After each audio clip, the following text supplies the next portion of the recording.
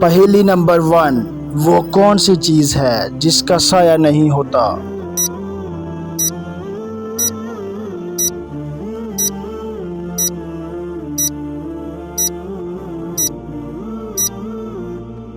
सही जवाब सड़क। सड़क का साया नहीं होता।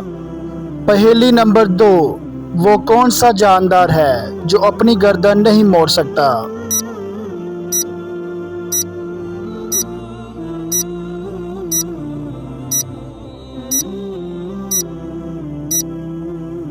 सही जवाब मेंढक, फ्रॉग।